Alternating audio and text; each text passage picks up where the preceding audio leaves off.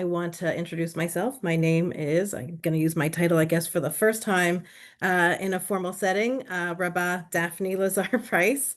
I'm the executive director of Jofa, the Jewish Orthodox Feminist Alliance, and I want to thank everybody who has joined us today. Yesterday was a big news day coming from Israel, where the Supreme Court ruled that women can now take the exams from the Chief Rabbinate for their ordination exams. And this is a huge and groundbreaking step in the right direction for halakha, for what's right, and for women in Torah leadership positions. So I want to say mazel tov to all of the petitioners and to the organizations that really, ram this through, to Beit Hillel, to Itim, Kolech, and to the Hartman Center for helping to make this happen. This ruling by Justice Noam Solberg was determined in a way that he talked about how it's just wrong to prevent women from taking these tests. He cited the midrash related to this week's parsha that we're going to read about Benot Slavchad, where he talks about these women as chachmaniot, darshaniot, and sidkaniot. And which is tremendous. It's just so rooted in our Jewish tradition. And this is more than just a policy change. It's a recognition of the Torah-based knowledge and the roles that women already hold, where we teach and we lead and we paskin sometimes, and we shape halakhic discourse and conversation. So again, I want to thank each of the individual women and the organizations involved. And now I want to introduce you to Rabbanit Sarah Segal Katz. If you don't know Rabbanit Sarah, you're in for a treat. She's a friend and a colleague, and also I very recently had the privilege to to walk under the banner with her at the Maharat graduation just a few weeks ago. A word about Rabbanit Sarah. She is one of the petitioners in this Supreme Court ruling to allow the women to take the rabbinical examinations. She also already holds rabbinical certificates from Beit Morasha, from Rabbanut Yisraelit at the Hartman Institute and Yeshivat Maharat. She founded the Gluya Center and the Gluya Magazine website, which is an online knowledge center featuring 3,000 texts on Jewish life. And since October 7th, the site has published hundreds of coping resources and multiple anthologies. She also co-founded Brit Emunim with Rabbi Tamar Elad Applebaum to educate rabbinical students and communities about sexual safety, including leading the Dina Partnership, a global coalition of organizations working to counter sexual abuse and silencing. And without further ado, I'm so excited to hear from Rabbanit Sarah, who I also made a doctor yesterday, but we're not there yet. So I know that I just read all these wonderful things about you. Can you please tell us a word about yourself and how you ended up as a plaintiff in this case? And also a little bit about the case, which I know is not something that came up yesterday. Thanks a lot, and good afternoon. And I'll try my best with my Israeli English. First of all, I want to acknowledge that we're here to celebrate good news, but we're in a bad and really, really hard time. We're in the middle of the war. It's a long, almost 2 years. And yesterday we heard the good news, but as well we heard about the fact that 3 soldiers, as I remember, died, and 1 soldier died by suicide, and it's part of our news and it's part of our reality. So I want to send my love to Israel, my home, and the wishes for peace and balance in better times. And after that, I'll answer your question. So I came to this action when I was already after the Beit Morasha program for the halakhic program for women in Israel. It was the first full halakhic program for women, not just NIDA, like the whole knowledge about that you need to be a rabbi, like kashrus, as you know, Esur Be'eter, Shabbos, Kiddushin, Gerut, NIDA as well. And basically, I came to that because I was already more than 30 years old, and I knew that there's no recognition by the state about my knowledge, about the fact that I sat in program and really studied It was private. We paid for the programs. And we did a private test with officially rabbis from the state, and even part of the rabbis, we can't write about it. We can say like be'al peh, like oral, but I'm not even going to mention this right now. Rabbis knew that we know the materials and wanted to help us, but the official recognition wouldn't exist. The fact is that by the law, every man in Israel that is more than 18 years old and with 3 years of studying halakhic, high halakhic knowledge, like in yeshiva, can do the test. So, for example, after the Tichon, I did 1 year of yeshiva, midrasha, and then I went and served in the army, and then afterward I joined to the university, and then I joined to the Gemara High Beit Midrash in Beit Morasha, and then the halakhic program of Beit Morasha. So I had already like the background, more than 3 years.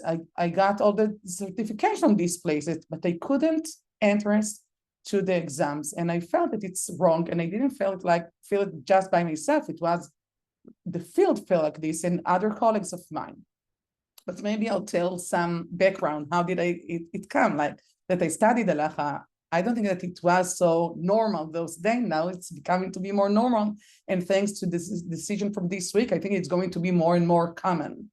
So I was born in a Haredic neighborhood. This is the kindergarten that I went, Ezrat Torah in Jerusalem. And just when I got to the school, I went to Mamlechti Dati school. And in the high school, I got to Neve Chana, the institute that Rabbi Shlomo Riskin established. And this opened me the gate and in a way gave me some agency, but it's never, it's a journey of life, knowledge and agency. And maybe I'll get later I'm going to talk about agency again.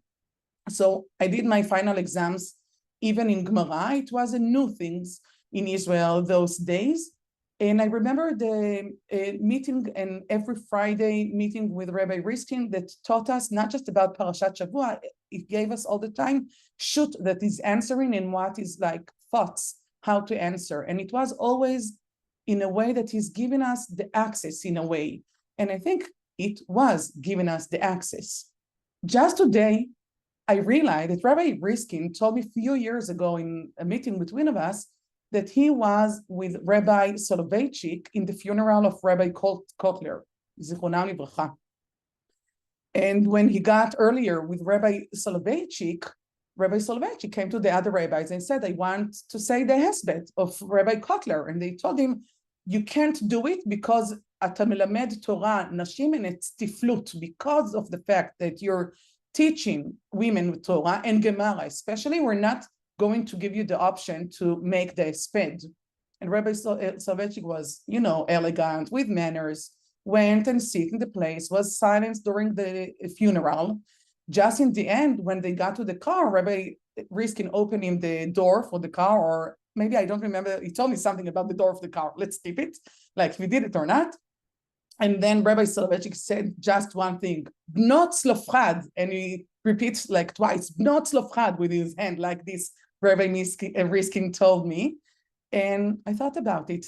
This is the scream, or this is the normal voice, or this is the thing, not slofchad, so simple, so as you said, from our foundation. And this is the way that the judge Solberg just wrote. And part of this petition, it's really a discussion about the relationship between religious and state in Israel. And there is a discussion in the text, not just about law, about the concept of women know how to read, studying Torah, studying halakha, that it's not the same, and what they're doing with their knowledge. It's like Sarah Megayeret et Hanashim, Devora, like Bruria, and all these examples. There's more than that, and really with Shulchan Aruch and Achronim as well. And then there is the discussion, like what is the law, the Democrat perspective had to say about this situation. So just to summarize or to close about my background, I already did part of my journey with studying halakha. I already had kids, and we felt as a couple that we want to change the reality, the religious reality that our kids meeting in shuls, in school, in society, in our state. And we know that we're religious. This is the halacha, and we are Democrat, and we observe the law as well. And why we're so normal, good citizen, we can do both as a woman. Why can't I do it? It's not part of the field of my spouse. So I took this and did my steps in this field. Of course, I'm not alone. It's a process, it's a history, but we're going to talk about it later. Thank you. Do you want to spend a minute talking about your experience as a plaintiff? I'm sure there were lots of ups and downs, and people I'm sure were excited and others were maybe dismayed. If you want to spend a few minutes talking about that, would love to hear about it. Yeah. The feeling is that it's a long journey. The petition, it started 6 years ago, but really it started 7 years ago. And we can say it's a 50 years of journey or all the history of women and humanity. But let's talk about the last 7 years. So 7 years ago, my colleague, and your colleague as well, from Yeshivat Maharat, my colleague Rabbanit Dr. and I tried to register to the Rabbanut, like the official institute of rabbinate in Israel, to do the exams. Why? It's written that you need to bring in like information, facts, proof about your background of studying. So we provide them all the documents. You need to provide letter that's saying that you are like you can able and do the exam, like recommendation. We brought it from rabbis. And we asked to do the NIDA exam because, as you know, it's like slice by slice. You do NIDA and Shabbos, for example, it's better to start with Isur Be'eter, never mind. And then we got the historic answer. The answer was, you can't do the test in NIDA halakhic field knowledge because just men allowed to do it, can do it, can get and sit and write their knowledge and can have the certificate about their knowledge on NIDA. A year afterward, the team organization wrote the petition. Other colleagues of ours, other Rabbaniot joined other organizations, Merkaz Rachman and Kolech. Of course, some of the organizations said, no, it's too progressive. We're going to pay such a high price. We're not part of this action. Why do you have to do it? It's like, it's not polite. You know, women needs to be polite, as we know. Now, everyone are so happy with us. So we're not going to mention the people and the organizations that did it because we understand that this is part of the process. So since then, the Rabbanut sent me, for example, emails, sometimes every few weeks, sometimes it's a gap of month, let's say. But it's like a punch in the gut to see all the time information, you know, like objective information, like if you've got ADHD, if you need to go like because of abilities, you need elevator, or we change the place, we change the hours, and this is the date of this exam, and this is the date of this exam. And all the time, it's kind of like in front of my eyes, this is the club, and you can join the club. In a way, we didn't ask to sit in the same class with the men. Okay, if you want us to sit in other place, let's do it. But just give us the form, give us the option to write our knowledge, and like we need the proof for that, and we need a certification. And this is like little thing. I think that the fact that all the time it started like this. After the team wrote the petition, the judge team that changed, and it's not the judges now because of retirement of part of them. And they reaction immediately and say that there is a justice in our like opinion perspective, and it's a thing that can be part of the Israeli official institute, because the rabbinate, it's part of the state. It's not a private institute. It's not the same situation like in United States that there is the separation. So by the law, every institution that belongs to the state can't like, you know, like close the doors for because of racism, because of gender, because of other options. And from the beginning, all the reason that written on the petition, it's part of the discussion that all the time there is echo in the of the High Court about it. It's written well, but at the same time, it's a long journey. All the time, the Rabbanut said, oh, we need time to read about it. Oh, what? Women, we need to discuss about it. Oh, you know what? We discuss with other departments of the state, and they want to give the women the option to do the exams. Yes, it's a process. You know, like maybe I went and studied about being a mentor of dynamic groups, and I want like the certification because it's going to help my salary as a teacher, let's say. So you can do it like from the labor department. It's not part of the Rabbanut, but the basic thing, as you know, in radical feminism, radical in a balance, radical feminism, it's when you do think that it's not the same, it's not equal. This is the thing. You always can say, even if it was the same form, we checked it in another way. The team that checked it, it's not the same team. We were so kind because it's women, it's the first time or something like this. And then, you know, they used all the time, like, and in Israel, it's easy. Election, election, election. Pandemic, election, pandemic, election. And then crisis because of election, and then attack, and then war. And all the time, the feeling is that it's inui din. It's really an halakhic way to do it, like give us the answer. So just a day before the announcement came out, I sat with a colleague here in New York, and I told her, in this acclimate, I think there's no view. Maybe just our grandchildren will see the difference. And why did I talk with her about it? I didn't know they're going to sit and to publish something, because it's part of my life. It's part of my group that we appeal. It's part of my field of halakhic women that working, studying, teaching, and the, you know, modern Orthodoxy life right now and the Jewish life. It's part of my life. So the question mark is always part of my daily life and even my nights. So this is part of the story right now. It's tremendous. So I want to ask a follow-up question on that, because we talked about Benot Tzlafchad, and we, you know, if you look at this parsha, how they go and they lobby Moshe, and Moshe goes to Hashem, and they come back and they get the land. And we also know that in a few weeks from now, we're going to read another parsha where there's a little bit of a rollback, where Bnei Menashe, raise their concern, and the compromise, and there's like a bit of a pullback that Benot Tzlafchad are obligated to only marry within Bnei Menashe in order for the land to stay. So it's, you know, it's forward, it's like 2 steps forward and 1 step back. What do you see as the, you know, what's going to happen now in Israeli society, and what do we do to prevent a step back?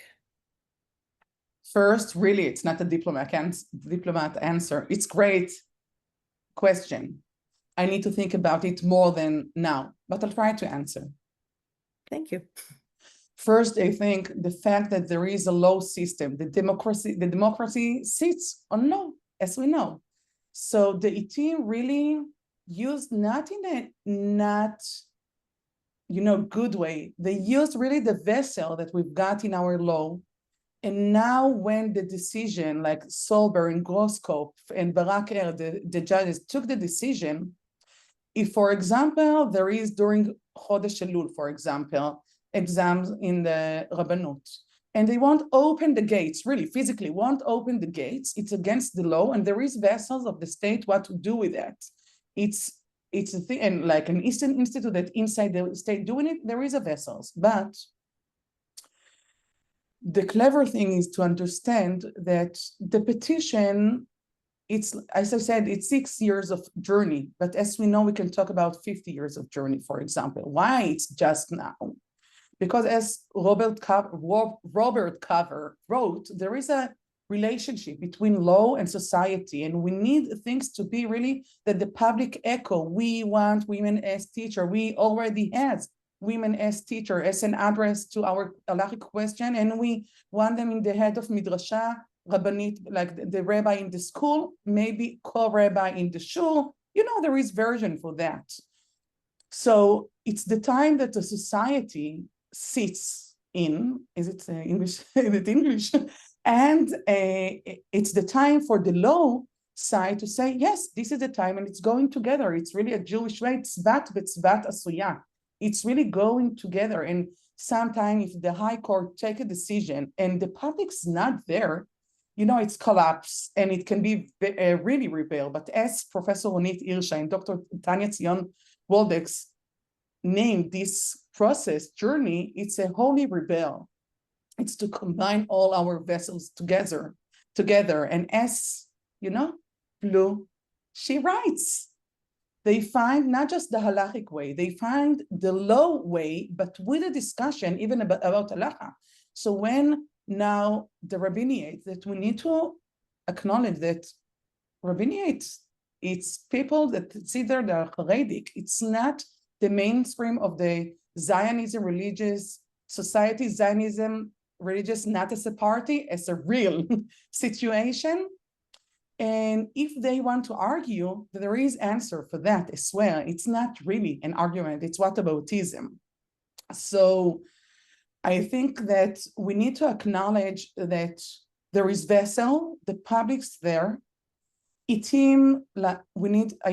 want to say that Rabbi Shaul Farber did the step with Professor Ruth Kadaria Alperin, with all the Kolech organization that it's like Jofa in Israel, and Itim Rahman and Kolech gave us the back, gave us the wind, but it's the public.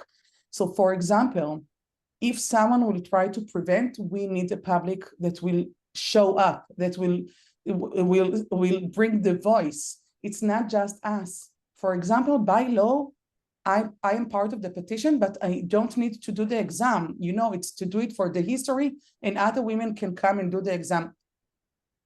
I want to do the exam, but it's a story of women and religious society. It's for men as well, for kids. So we need the help, but it's not the help because we're divided from the public. We are the public, and it's just our face and our voice right now, but it's a wider process.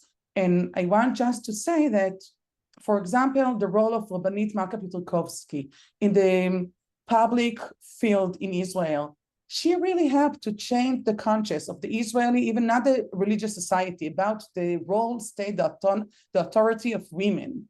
And we need to thank her, and we need her voice. Most of us are students of Rabbanit Michal Tikochinsky. She wrote the letter to the Rabbanut and other men rabbis. She recommended me that they can do the exams. We need them to say, yes, they can do it, and we're with them. We thank them, and we need them with us right now. So this is part of the picture. I think that, as we know from feminism, it's a patchwork. It's always, we need all the parts together, and the sisterhood that combine all of us together, and it can be peoplehood, it's strengths. Beautiful. I'm curious because I haven't seen any reaction. I've seen a lot of positive reaction here in North America and from our Israeli counterparts. Has there been any reaction from the Rabbanuts publicly yet? As I know, no. And I'll tell you, the fact that we're, as a family, live here almost 2 years. We came 6 weeks before October 7th attack. My daily life in Riverdale, the people that I see here always, don't touch my shoulder, but saying like, we're with you, what is the next step? Like, congratulations, Mazel Tov. It was the same thing in Katamon that we lived in, but it's not a reality in Israel. It's not a reality in the Jewish world in United States, in Europe as well. So all the voices that can say things against this decision, I didn't hear them because I didn't meet, and I'm waiting to hear it. And I think that, you know what? Now I realize, I read some voice that was very without manners, very aggressive, that like saying that Solberg is part of progressive steps. When you want to use him to some vessel for this coalition, you're saying positive. And when you want to say that he's not doing the thing that you believe, you're like, and this binary, it's not healthy to the society. Jewish people know it from Israel and United States as well, but it's not a rabbinate. So we didn't hear the chief rabbis saying something. Probably they're going to publish it for Shabbos and going to do the okimta about the Bnot Tzlofchad, like they're going to measure the real kavanas of the women and like this. And it's okay. We're in discussion. It's always Beit Midrash. It's always Plugta or Chavruta. It's part of our life. It's okay. But the fact that being obligated to halacha and to the civil law, to the part of Israel, this is, as I understand, I'm not objective, but it's look like the objective way of the state. Wow. Wow, wow, wow. And I'm curious, also, actually, I'm not going to ask. I was going to ask a more personal question, but that's okay. Um, uh, I mean, I guess I'm just really curious to see what the real life implications are going to be now that this decision has been delivered. So, you mentioned the possibility of the Rabbanut doing something a little bit underhanded to prevent women from taking it. What do you see? Let's look at it from the positive side. What do you see as the possibilities? I think about halakhic program that exists in Israel, for example.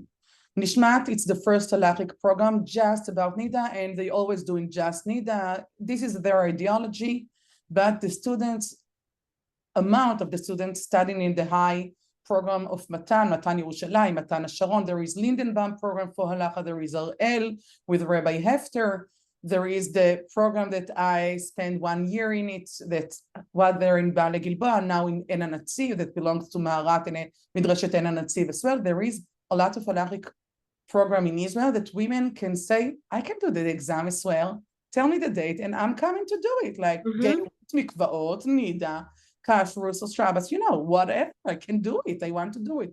So if I need to say I have a dream in the near future, I want to think that the first day that we can do the exam, women in their 20s, 30s, 40s, and even there is women that are in their 70s and 80s in Israel that going to say, our cognition is great, our knowledge is great, here we are. And in a way, I don't want to do it like, you don't need to hold a sign, you just can entrance to the building, sit in the class, doing your exam. But it's like the first time when women got the permission to do exam in university or the certification university or doctorate university. So we know that it is a thing, but I want to think it like a balanced, gentle, and really strong moment. I think that it's one step of changing the conscious. And I want to talk about agency that I said before. Please. It's private. I don't know if you want to ask about it. People ask me in the last 3 years that I spent time in studying seriously in the advanced Kollel of Maharat, why did I go to another halakhic women program? I already did it in Israel. And I did Beit Midrash the Rabbanut Yisraelit, that it's more to be shlichat tzibur in pluralistic perspective, but with my orthodoxy identity and tools. And I have a lot of answers why. But one of the answers that I know really, really from inside, that because it's never was official certification and it's not really worth something, it didn't change the way that someone paid me in a way. It didn't change the way of gates that open to take the role of religious life in the Knesset, in hospitals, in other institutes that belong to the state. I think I went with this lacune. And in a way, I'm part of the desert generation. We are all like, there is a lot of women in the desert generation. And I know that now I can go more like this. Yesterday night, Rabbanit Aliza Sperling gave me gladiolas. And she told me, this is the sign, like the gladiolas. And I went out of her house and I felt like a gladiola the first time in my life. So I think, it's given like energy. And in a way, I've got the privilege, to meet these people, great people right now. I'm not walking in Jerusalem. And there is a lot of great people in Jerusalem, but with all the pain really, really close, the pain exists here, but it's not the same. And I want to think about it like a process with manners, elegant way. And we know that we hear the history and the change. And I think about my girls that are right now in the camp, and I just wrote them about this step, and I'm looking forward to see them next week, and my boy as well. I think about my kids. they are with me. They really wanted it to change. And the way that my daughter, for example, studying Gemara right now with Rabbi Dina Naiman, the holy Rabbi Dina Naiman, Beautiful. she knows that there is a view. And you know that here in United States, there is more option to halakhic women to take some roles in institutes and in shuls. It's not the same. The separation, the budget, the background, it's not the same.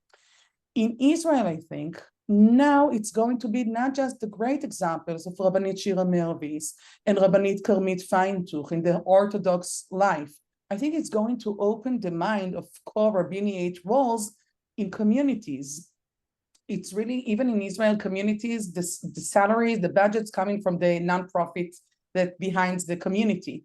But there is some budget from the state, but I'm not talking about just this aspect. The aspect is that when you open the gates, other gates opening at the same time, or 5 minutes later, or 50 minutes later, or 5 years later. It's a process. So I'm going with that. Beautiful. It's funny, I was going to ask you also about how you see this impacting the United States or globally around the world, right? Like we always look to Israel. I don't know how much Israel looks to us, but in the looking at Israel moment, what do you think our leadership here across the board will take away from this?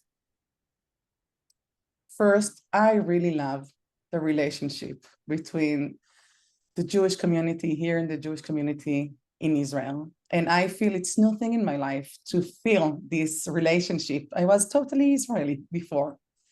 And part of the reason that we are here, that I wanted, and as a family, we wanted to be in the mothership of the Jewish feminism, really, like mothership.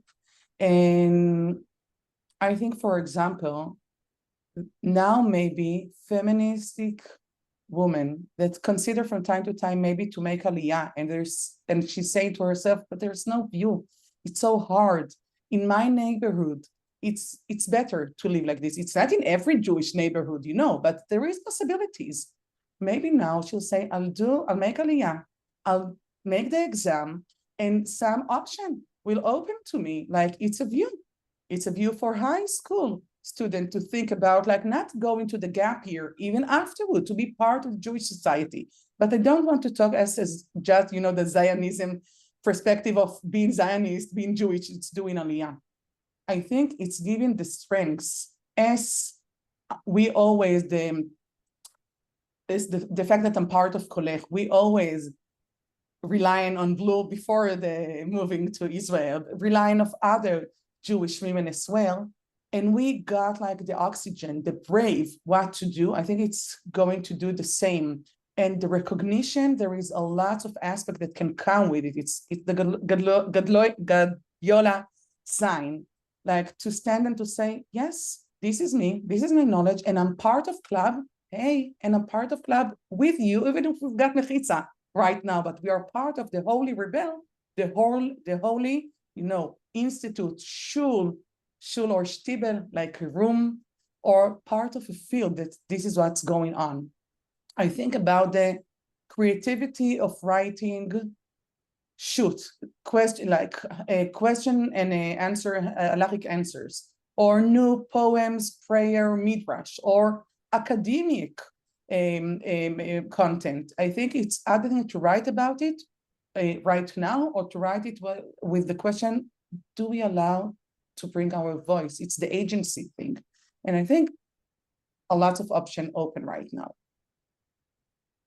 Beautiful.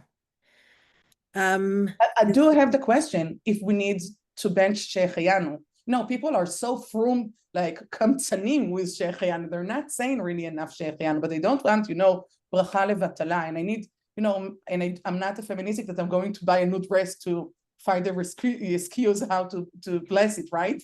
So I think it is a moment, and it's not just the 6 women that we are part of the petition or the organization. Like in a way, I don't know who's going to get aliyah this Shabbos, but it is a thing to acknowledge in communities, I think in Israel and in here. And we've got such a, as I said, bad time era. like it's horrible era. And we acknowledge things that's going on in Israel inside shuls here, right? Why not to acknowledge the positive? We need to balance in a way. It won't be balanced, the horrible situation, but in a big, like in a bimat. I agree. I think that we can hold both as we've had to hold both for the last 648 days. And please Hashem, let this be the last day that we're counting. Yeah. And the question is, do we want to, this is a no pressure question. Do you want to end with a Shehechianu, noting how tremendous this moment is, or we can come back another time and say Shehechianu? You know what I'm asking myself, can I do it through Zoom or not? Like it's like Minyan through like the pandemic time in Zoom, and we've got the answers. I'm not sure. And Okay. I'm not the one that's going to say what with Hashem and not the thing. So just say it's a Shechianu moment. I'm not taking right now the decision about the halakhic moment, but I want to acknowledge it. It's a halakhic moment, and it's not a gomel moment. It's a halakhic of Shechianu moment. I love it. We're going to end on that positive note. I want to thank you so much, Rabbanit Sarah, for taking your time. I know that this is like you said, you're holding so many emotions, and this is really it is a small beacon of light in a very dark moment, but a little bit of light brings a lot of light into darkness. And so my bracha to you and to the other petitioners is that you bring this light forward, that as we move into whatever the next normal is, that you bring your halakhic knowledge and your joy and your excitement to make Judaism and Jewish peoplehood better and better from a halakhic framework and from your own personal spirituality. And your English is awesome. You know, I want to add something. I want to wish that in this Shabbos, while we're going to hear to read about not Tzlofchad, we won't feel a fear about the next week's about not Tzlofchad and Menashe. We'll just be in the moment, and more girls and women and their spouses and brothers and colleagues, communities will feel more bnei bait, bnot and bnei bait, like really at home with this ethos. It's not a myth. Ethos demand us to do action. It's a pedagogically like aim and ideal. So I just want to wish us to feel at home with our Torah. Amen.